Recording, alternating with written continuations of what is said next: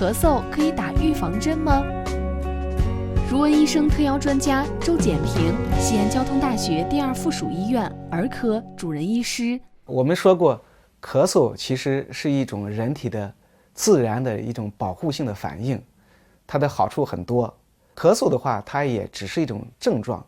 往往的话提示一些疾病或者一些状态。所以在通常情况下，我们不主张止咳，我们经常强调宁化痰勿止咳，